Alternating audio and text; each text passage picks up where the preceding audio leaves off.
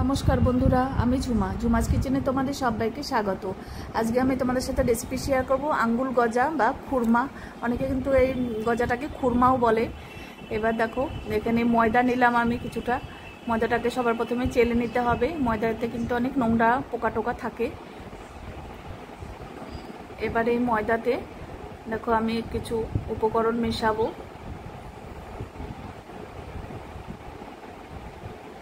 এবার স্বাদ অনুযায়ী নুন দিয়ে দিলাম, কালো জিরে হাফ চামচ,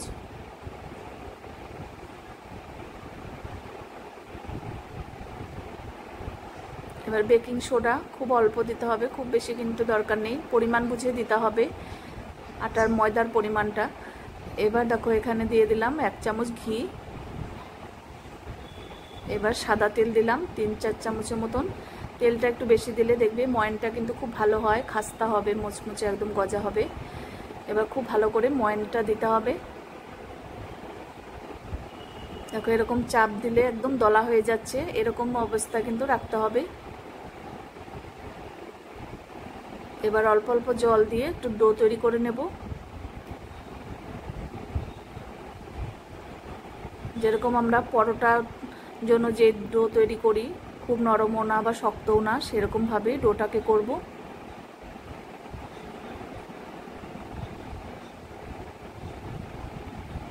এবার মেখে নেওয়া হয়ে গেছে, আমি 10 মিনিট রেস্টে রাখবো। ততক্ষণে আমি শিরাটা তৈরি করে নেব। এবার দেখো শিরার জন্য 1 বাটি জল দিয়ে দিলাম, আর চিনি দেব 3-4 চামচের মতন।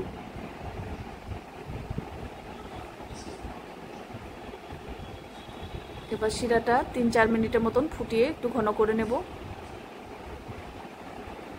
এবার গজাগুলোকে আমি বানিয়ে নেব।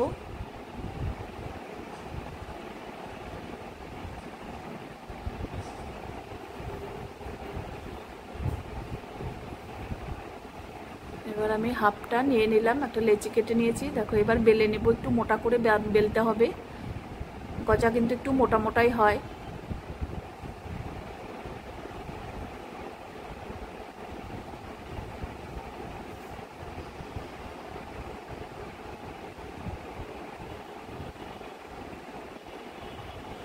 দেখো আমি মোটাটা দেখিয়ে দিচ্ছি, ঠিক এরকম রাখতে হবে। এবার সরু সরু করে চাকু দিয়ে আমি কেটে নেব।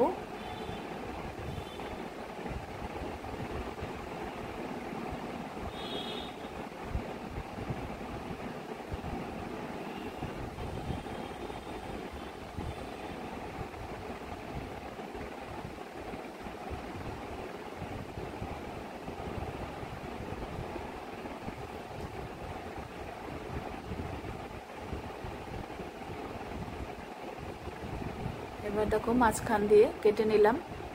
দেখো একদম আঙ্গুলের মতন কিন্তু লাগে এই গজাগুলো দেখতে, সেই জন্য আঙ্গুল গজা অনেকে বলে।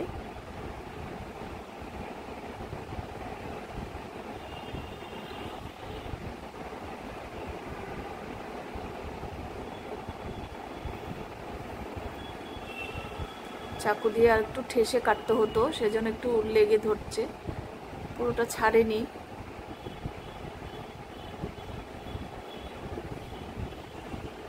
এবার দেখো আমি তেলটাকে আগে থেকে গরম করে নিয়েছিলাম, সাদা তেল। এবার তেলে ভেজে নেব।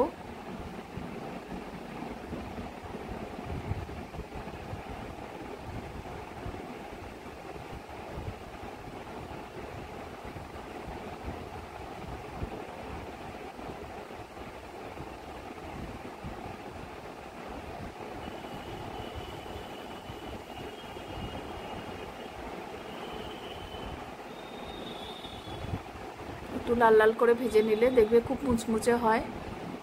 এবার দেখো আমি উঠিয়ে নেব। এবার একবারে চিনির শিরার মধ্যে দিয়ে দেব।